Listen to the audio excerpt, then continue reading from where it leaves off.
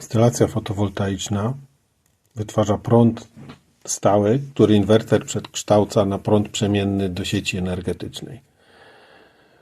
Panele fotowoltaiczne mają tak zwany punkt mocy maksymalnej, który inwerter śledzi. Dla każdej instalacji jest inny.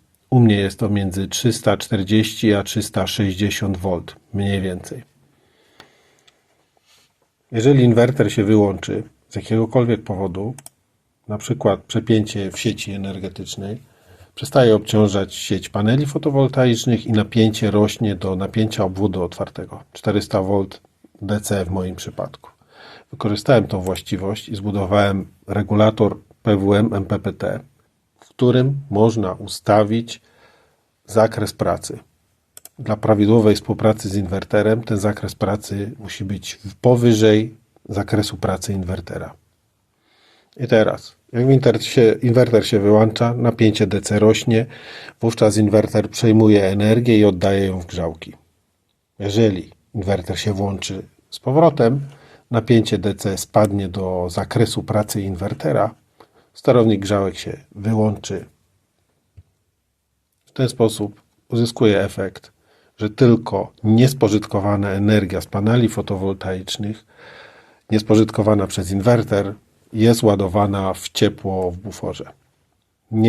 Taki układ nie jest w stanie przejąć jakiejkolwiek energii z sieci energetycznej. Operuje tylko i wyłącznie energią dostępną z instalacji fotowoltaicznej. Wszelką energię, której inwerter nie jest w stanie oddać do sieci, ładuje w grzałki, gdzie priorytetem jest oddawanie energii do sieci. Jeden z możliwych scenariuszy nietypowych. Przykład. Mamy instalację fotowoltaiczną o mocy 3,3 kW. Podłączoną do inwertera 1,5 kW. Inwerter w pełnym nasłonecznieniu jest w stanie oddać tylko maksymalną moc znamionową, czyli 1,5 kW.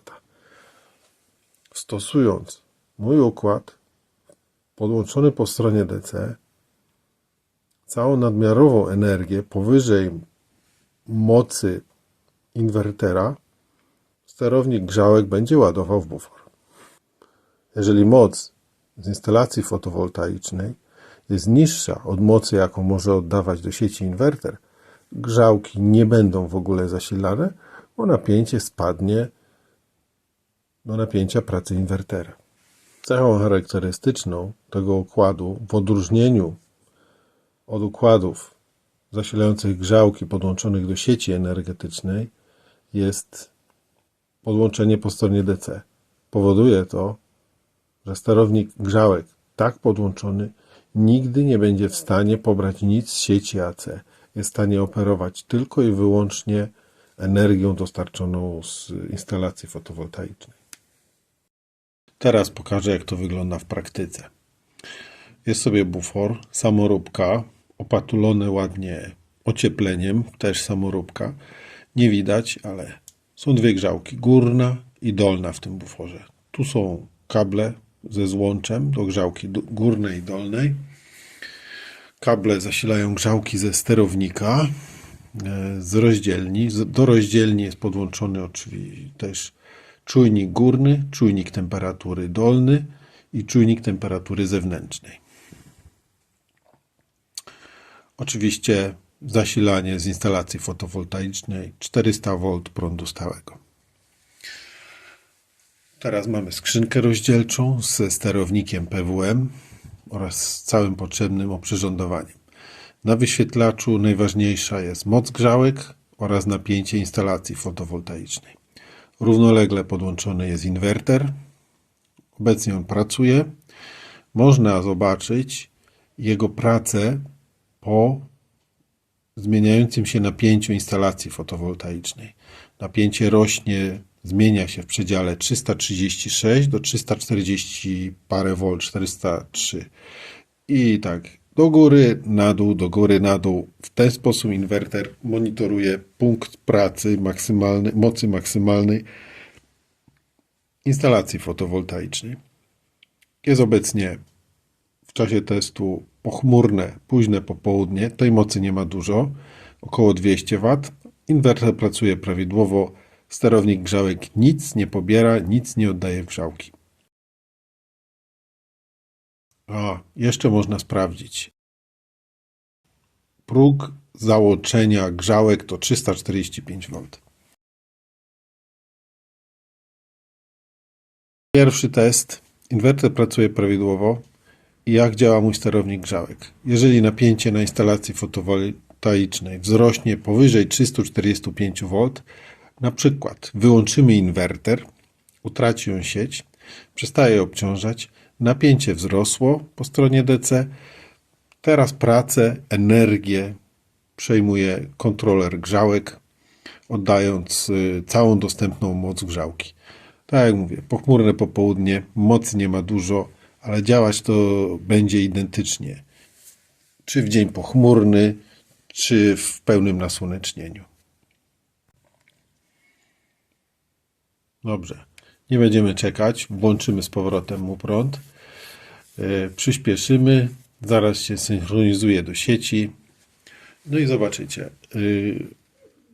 jak tylko inwerter wskaże normalna praca, o teraz moc oddawana w grzałki spada do zera, teraz moc przejął inwerter i oddaje ją do sieci. Kolejny test. Tutaj mamy test, słońce wychodzi zza chmur, czyli moc inwertera powinna się zwiększyć.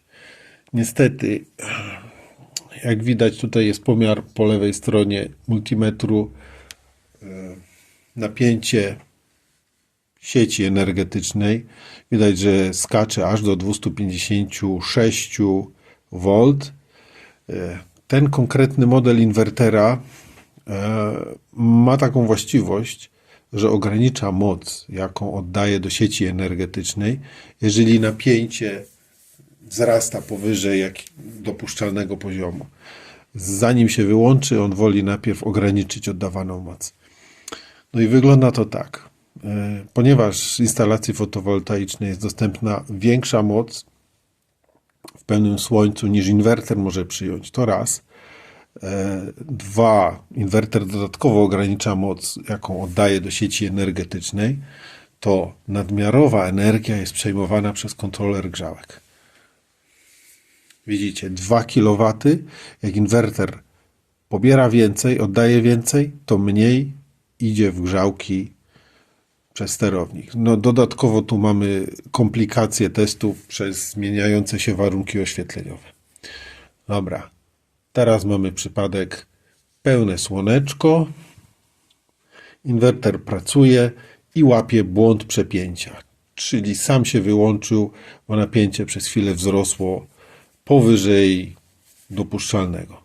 Całą moc dostępną z sieci fotowoltaicznej przyjmuje kontroler grzałek, ponad 2 kW. I dopóki inwerter nie wznowi pracy, te 2 kW będą szły w grzałki.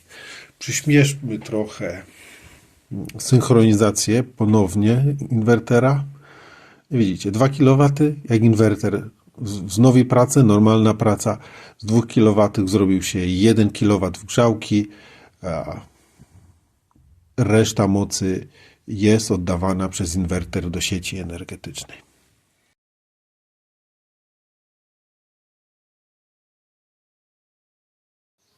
Dla zainteresowanych, jak działa ta elektronika. Na oscyloskopie widać wykresy. Żółty to jest napięcie po stronie DC, niebieski to są impulsy prądu PWM, jakie są oddawane w grzałki. Tu jest przykład z popołudnia, jest tylko 200 W dostępne z fotowoltaiki, ale oddaje to obraz, jak w czasie rzeczywistym impulsy są dobierane, aby nie przeciążyć instalacji fotowoltaicznej ponad dostępną moc. Przykład tu jest z popołudnia, a tutaj jest z poranku, gdzie mocy jest więcej. PWM jest wypełniony prawie w 100%. Dajcie znać, co o tym myślicie. Mnie to się już sprawdza, pracuję na tym już 4. sezon. W samym kwietniu 2024 odzyskałem w ten sposób 150 kWh ciepła.